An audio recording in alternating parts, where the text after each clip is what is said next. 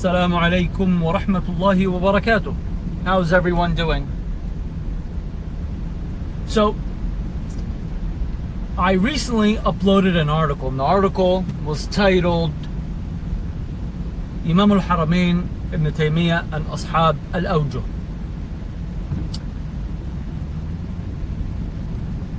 Ibn Taymiyyah, what he did is that he wanted to discredit the Asha'ira, who we truly believe are indeed Ahl Sunnah. So in order to do this, what he did was focus on destroying characters, right?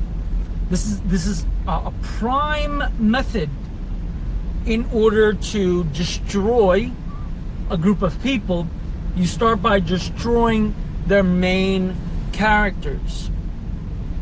And he presents this in 3 steps in 3 different stages. Step number 1, he comes up with a story. After plenty of research, it turns out it's pure fabrication. And that is, someone is challenging Imam al-Haramain about why do I feel like God is above me? And the story goes on to say that basically Imam al-Haramain, the person with thousands of students in his school where he's teaching thousands of students, gets up and starts spanking his head and saying, oh, I'm so lost. I'm so lost. I mean, come on. I mean, what is this? Are we speaking about children? Are we speaking about lunatics in a psychiatric hospital? I mean, what's going on here? People actually believe this nonsense. But you know something? We don't just accept and reject things just because we feel like it. We do it because there's SNE and there's evidence and there's proof. Well, the story has no connected sanad, and it's a complete fabrication. And funny enough, it is not something, even the story itself, it's not from those that believe that their Lord has parts and limbs and sits and stands and walks and comes into the world and out of the world and things like that. No, actually it's not from them. The statement is actually presented by some of the mystic scholars who do not like getting into the topics of theological debate and reasoning. They believe that you should not do this. You should just go with whatever the heart says. Okay? And there's a segment of validity there, right? We're not going to deny that. But at the same time, if your religion is being attacked from that which is based upon logic and reasoning and understanding, it becomes a requirement for you to respond with, the same strength. Or else then, you're not defending the religion. You're not doing what you're supposed to be doing at that time. But yet they'll take this, and he took this and said, see, which is hilarious, right? Because the same persons that are mentioned in the chain are the same people that believe in some insane ideologies, and it goes back to people like Al-Harawi too, who believes in complete unity between God and his creation. So these same people, they're utilizing them, right? Slapping on the grand titles to make the listener or the reader feel that he's in the presence of the major league, right? The top of the scholars. While a few volumes down the road, we're going to criticize them. So why are we taking their statement here as trustworthy, which it's not? I mean, there's not even a connected chain to this information. But then we're going to come and criticize them. Okay, I mean, this is not adding up. Nevertheless, let's continue here for a second. Because the second act is that Ahl Sunnah have a primary text that it is it was for the longest, and still is to a certain extent, a primary source for theology within the realms of Ahl Sunnah. It's called Al-Irshad, written by who? Guess who? Imam al-Haramain, right? So this person, he says, and this book is basically like the Torah or the Talmud, right, of Ahl Sunnah. And of course he doesn't say Ahl Sunnah, he says Al-Asha'ira. But, okay, this is a second attack now. A major attack. Criticizing Ahl Sunnah and one of their books that they like to rely on. Not that it's perfect, not that it's free from error. No, on the contrary. On the contrary, if you actually read up on a lot of the Shuruh of Irshad, the explanations written, they're actually pointing out mistakes and error throughout the book. I mean, that's the case for every single book, even the book Minhaj al-Talibin that we study. Then the third attack, which is a hilarious one, okay, is that he comes and he says, Imam al-Haramain, he's nothing within the Shafi'iyya. His opinions are not even from Ashab al-Wujuh. Okay. Fine. Fair enough. Now he goes on and he's ranting on saying how worthless Imam al-Haramain and al-Ghazali are in the madhab, which is hilarious. I mean, seriously.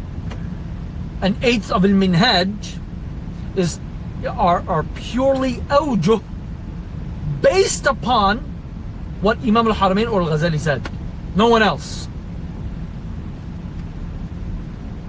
Yes, we do all agree on the premise that Ashab al-Awjuh ends in the year 400. Imam al-Haramain is after that. Okay, we get this. But is that a sharp cutoff, or are there other possibilities? It's debated. Okay, Ibn Raf'a, for example, came and said, nope, that's a cutoff right there. His own students said, not necessarily. I mean, technically, one might even argue that you, Ibn Raf'a, are part of Ashab al-Awjuh. So we use the 400 more as a generalization, but it's not precisely cutting off right then and there. Okay? And then there's khilaf, and we know this. But a scholar being from Ashab al-Awjuh, not Ashab al-Awjuh, does not mean that he's worthless within the madhab. It just means that if you're considered from Ashab al-Awjuh, you have certain allowances that others might not have. Okay? It does not mean that you are worthless. And Nawawi and the Rafi'i are not from Ashab al-Awjuh. Does it mean that they're worthless? No.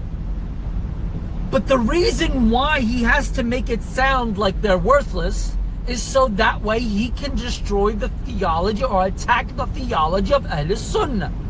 Because there's a general understanding that Ahl Sunnah's theology was codified in its final formulation by Imam al-Haramain. People even say that the Asha'ira school realistically was built by the hands of Imam al-Haramain. So if you could distort Imam al-Haramain, make him repent, right? Make his book nonsense, right? Call it names. Destroy his position within the madhab. What did you just do? You just made Imam al-Haramain equal to nothing. Pure nothingness. Think about that for a moment. Why were these things said? Why are these things being repeated? Why are people that claim to be Shafi'i still spreading this nonsense? No, they're not Shafi'i. They're not Shafi'i even if they read every single Shafi'i work ever written. And then you'll have these people that have the audacity to come and say, well, wasn't Imam al-Haramain weak in hadith? I can easily respond to that and say, and who said he needed to be a scholar of hadith to begin with? He's an usuli. They study hadith in the capacity needed for fiqh. You don't have to be an expert, okay, if you're relying on experts. You don't need to. Now, if you are, that's great. If you are not, la ba's. And only being a scholar of hadith means exactly zero. If you don't have fiqh, if you don't have usul fiqh, if you don't have lugha, you have nothing. So, it's good to have. It doesn't mean that you're nothing if you don't. Now, him being an usuli, he already has the basics padded down. Now, the next issue would be, and he already knows that. He already knows how to handle a hadith. But then the next issue comes, has he collected all of the hadith? Well, guess what? He didn't. And guess what else?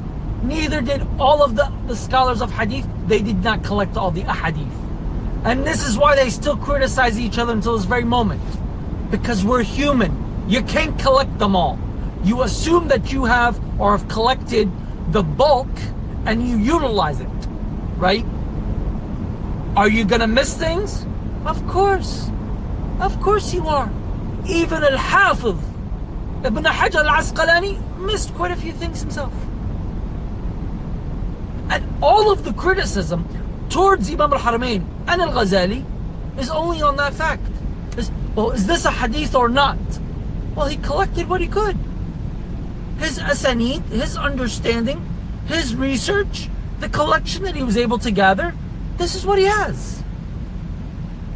From the looks of it, from his perspective, that these are ahadith. He knows what's mawdu'. He points to ahadith that are mawdu'. Alright, he had a couple mistakes. He mentioned ahadith that are not really ahadith. Okay, it's a mistake.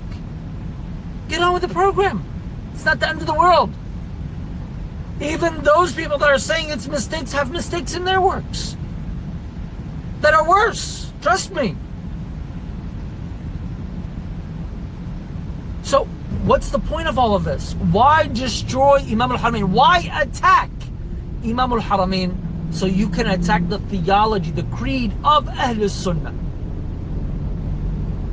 So, if you're going to sit back and entertain this behavior, then know you have a problem. You have some people reach out to me, oh, you need to be more open and accepting, and the flesh of the scholar this and the flesh of the scholar that. Okay, but right now there's an attack on a major scholar within our school, claiming that scholar has no position in our school. Simplest thing that I can respond to that is, it's not your school. You have not studied our masail. Stick to your school and don't get involved. And I mentioned the same thing before. When I said, when people will have issues with some of the Hanabila scholars, I simply said, the Hanabila have their way, it's their scholar, let them handle it their way. Okay? And I'm going to say the same time for my school. This is the Shafi'i school. Close your mouth, zip it, stick with your school and your own issues. There's a large percentage of masail that are only opinions of Imam al-Haramain or al-Ghazali.